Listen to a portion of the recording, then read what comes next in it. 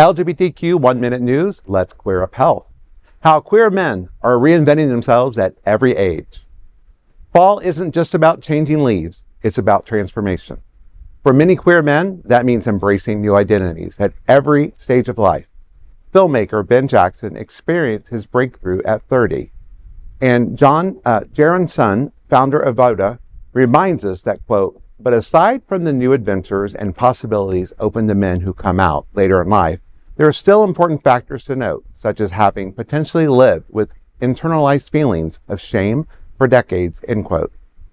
George Takei, best known as Sulu on Star Trek, came out as gay at 68 in 2005. Whether at 18 or 80, embracing change can be daunting, but it's also liberating. Each chapter invites queer men to live more authentically, proving reinvention is less about becoming someone new and more about finally being yourself.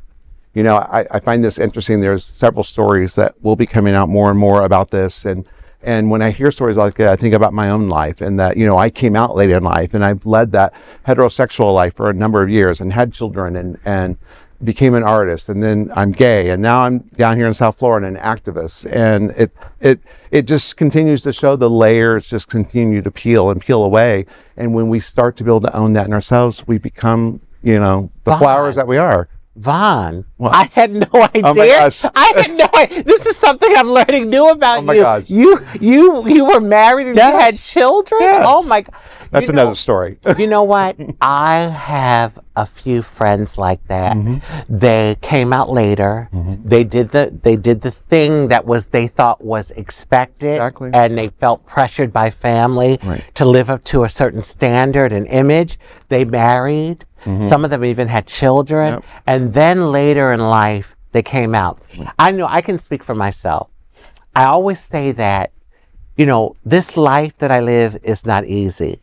And I deal with a lot of like mockery and judgment and discrimination, injustice, all of that, a whole list of things. But I always say there is a freedom in living your authentic truth. I am not in a social prison. And I think, like, when I think about my friends and even you, I think, wow, like for a long time, you all probably felt like you were in a bit of a prison.